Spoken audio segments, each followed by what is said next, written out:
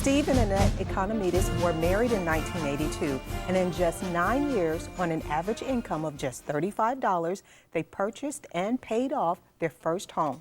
They paid cash for all of their cars, taken debt-free vacations, and put their kids through college without any school loans.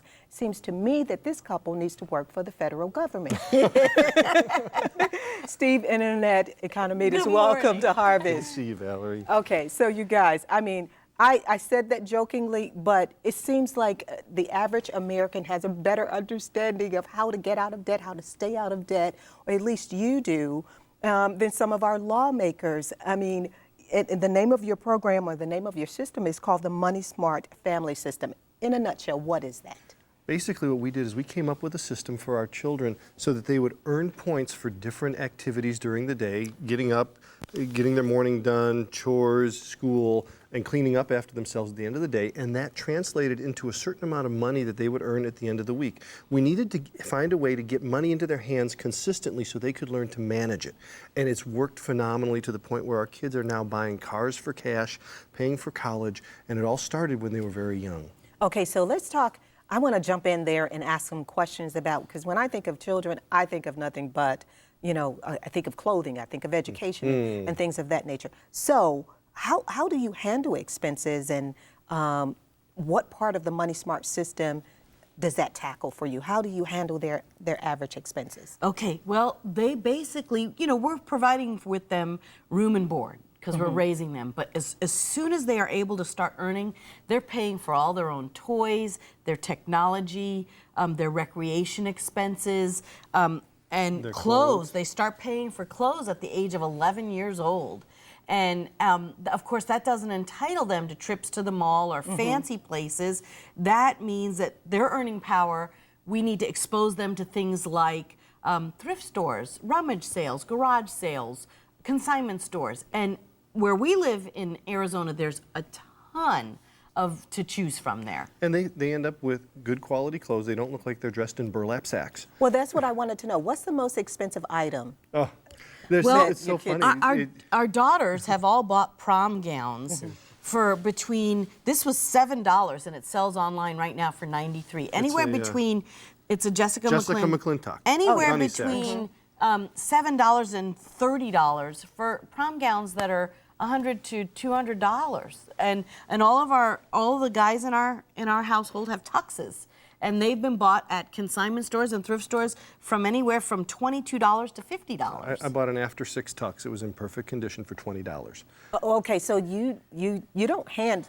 In an earlier show, you told me that you do not just hand out money to your children. So this comes from those 3 categories that you talk about in the MoneySmart system: right. Save, spend, give, save, and spend. Right. And then at age 11, they get an envelope for clothing. Okay. And they have to put about 60%. Now, in the past, they were putting 70% of their money into spend alone. They could spend that on whatever they wanted. Well, now they have to divide that spend and put some of it into their clothing, and they're responsible for buying their clothes. And it teaches them to plan, it teaches them to meter it out a little bit.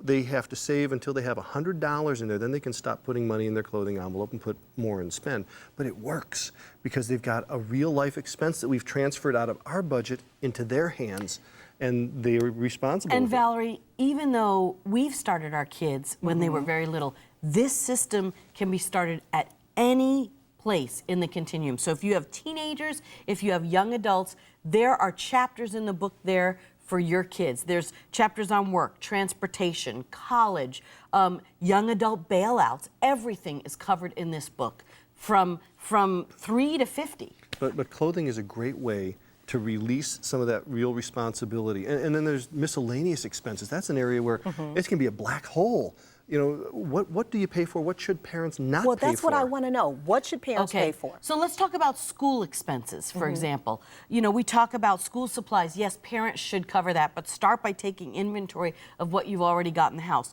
How many times do people rebuy things they already have, which is a waste of money? So we get our kids involved to gather the stuff together at the beginning of the school year, say, what do we have, what do we need? Okay, when you talk about pictures, we heard that pictures are being done in schools now twice a year. Well, Why? Do you need to spend $100 or $200 on a portrait package We want to twice support a the year photographers, though. We for need your to help them children? make No. What we say is, your budget is just as important as your kid's budget. So say to them, look, once a year we'll buy a class picture and a small single portrait. If you want the rest, you earn the money and you pay for that.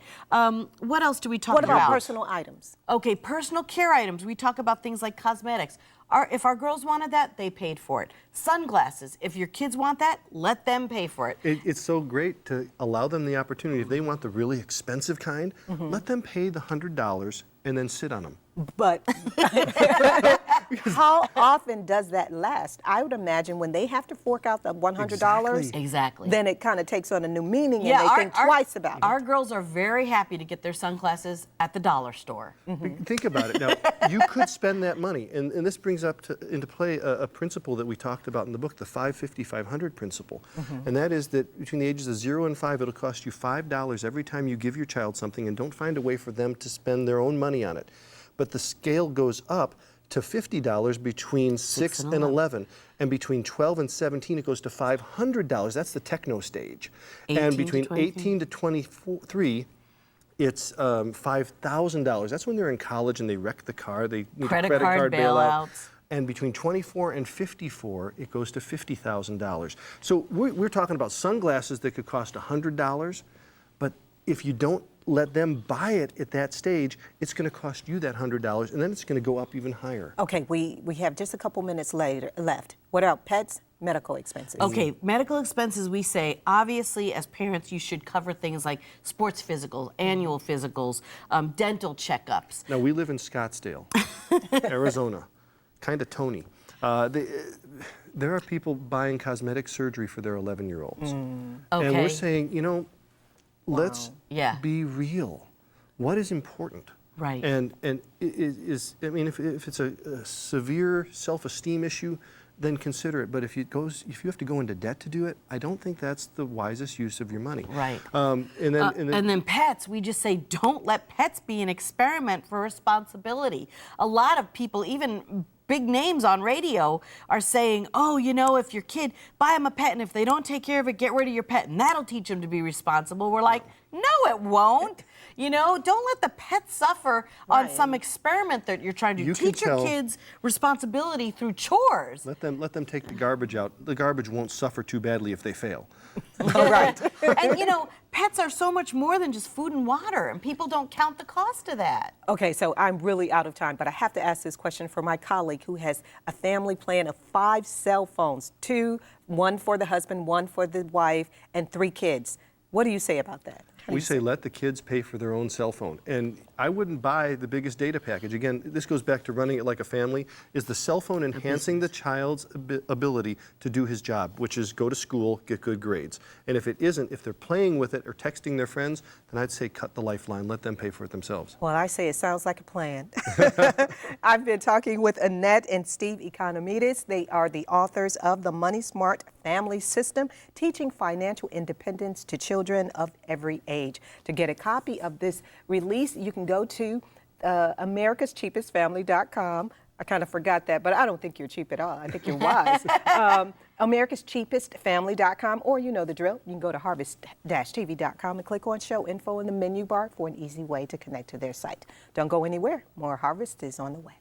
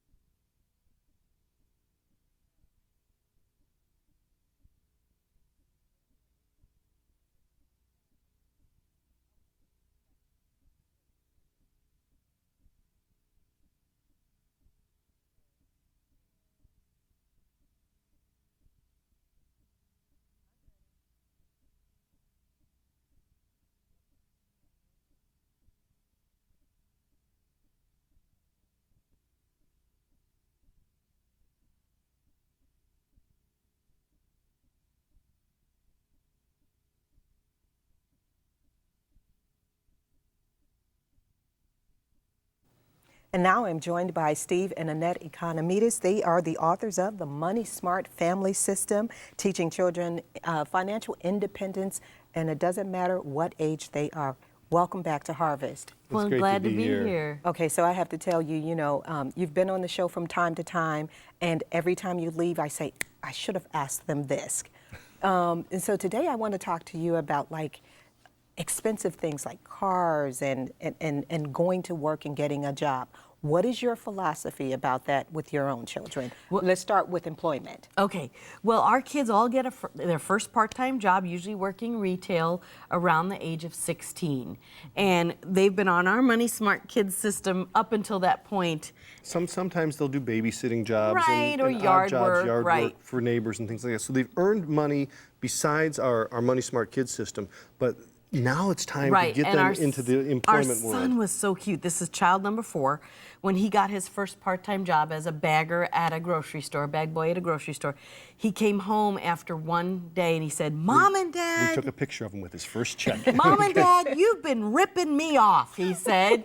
He said, I earned enough in one day compared to what I would earn for months on our MoneySmart Kids system. Because at the time, he was earning about $10 a week. Okay, and in one day, at $8 an hour, he was like $60 or $70. So we're like, okay, we'll take your fortune to the bank, we'll get it cashed, and we'll get you all squared away. It was really cute. Really, remember, we're raising adults, we're not raising children. And so getting the first job is a milestone, and we want to prepare them to do that. So a lot of times, our kids have all been involved in community service, and they volunteered at different places, so that's something that goes on their resume. We help them write up a resume. We take them to the place where they're going to get a job or want to get a job. We usually try to make that within walking distance or at least close to home, because we don't want to be spending a lot of money on gas and time transporting them if we can get them working close to home. Take them to the place, let them meet the manager, let them see how people are dressed there, get them used to the environment so they know how to behave and what to expect. We also do some mock interviews so that they know how to work that interview process. And we've talked to a lot of parents that have said, well, I think my child's job should be getting good grades.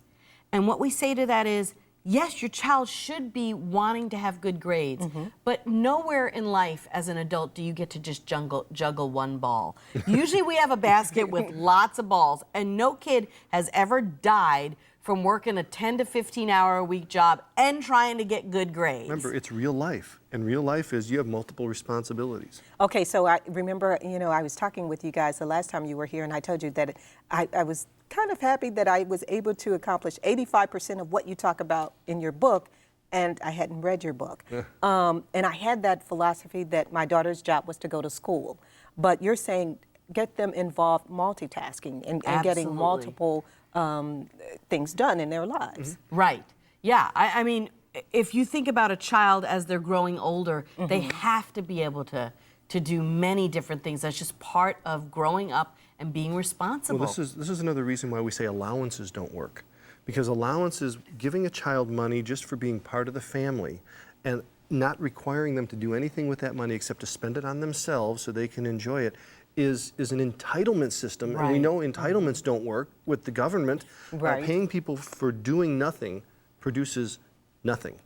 And we realize that we need to give our kids money and then allow them to have responsibilities with that. Because when we get a paycheck, we can't just play with all that money. Some of it goes to the mortgage, some of it goes for car maintenance, food, clothes, and that's what we want. We don't want to burden our children, but we want to train them so that when they graduate and they leave home, they're prepared. And we've also had people say to us, kids should be doing chores and not getting paid. They should be just doing chores because they're part of the family. And we understand that philosophy and we agree with that, except we would say, take a bigger picture.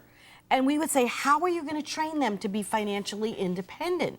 So if you aren't getting money into their hands on a weekly basis, which our MoneySmart Kids system and program does, how are you going to teach them about money? Okay, so let's just change lanes, literally, from employment to transportation. Yes. Excellent. Tell me about your eldest son. I think Our eldest son, when he was 16, now we held our other kids off until they were 18 for driving. But first child. We learned with the first one. We thought, oh, this is great. He wants to drive. We don't want to have to take him everywhere. So at 16, I was smart enough to realize he needs to pay for his own insurance. That's the first step in our graduated system for driving.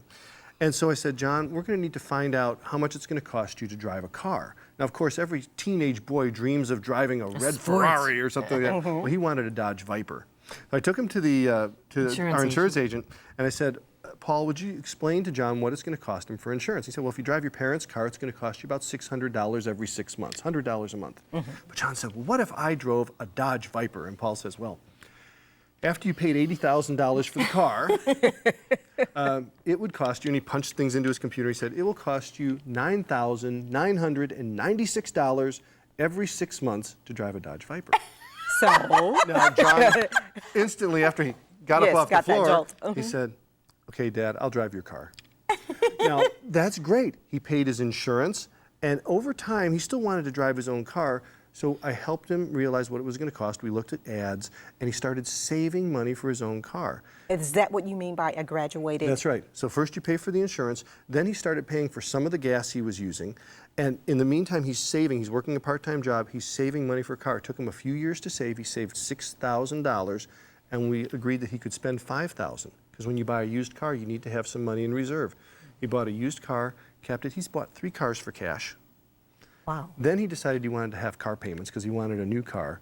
And he came to us months later after he got the car payments, and he said, that was the dumbest decision I ever made. He had a friend that just was talking to him, whispering in his ear, saying, you need to establish credit. And so he went and did this, and he regretted it. But what about that? If you don't, buy something on credit, you don't establish your credit. Some people get declined credit because they simply have no credit. And So we what wrote do you about say? this in the book. And the way we've done it with our daughter, and John established credit, he paid 16% interest on a $20,000 car loan. Crazy. Wow. Okay, yeah, wow, that's expensive. But that was a lesson he learned, and that's adult life, and that's good. Becky decided she wanted to establish credit, so she got a credit card, and she uses it to buy gas. She's had the credit card for 4 or 5 years, automatic payments. She's never overspent. Her credit score is over 800. And she said it's a pain in the neck. I don't like it because she's got her budgeting system on paper, and the credit card just is not. It's not easy. It's not real friendly to work with the paper budgeting system and have if it. she needs to borrow money, which she probably won't, this girl has paid for cash for 2 cars. The first one was $11,500. The second one was $14,000. She works part-time. She's paid cash for 2 cars. She doesn't need to borrow money. She knows how to save it. Okay, I know I'm always picking your brain. This is really the last question that I'm going to ask you. You decided never to buy cars for your children. Right. Correct. Why? We don't want to steal an awesome opportunity from them. And that is anybody who can save that much money and accomplish a goal like that, no financial goal will ever be impossible. And it teaches them to wait, it teaches them to plan, it teaches them to deny impulsive items, and they succeed. It also teaches them to value what they have. I mean, none of our kids went out recklessly driving and totaled their car, Because they forked out the money. for it. Absolutely. Well, I like that. Well, to connect with Steve and Annette Economides and to get a copy of the MoneySmart Family System, you can go to americascheapestfamily.com. That is correct, americascheapestfamily.com, or you can go to harvest-tv.com and click on Show Info in the menu bar for an easy way to connect to their site and to get a copy of the MoneySmart Family System. Harvest continues in a moment. Okay.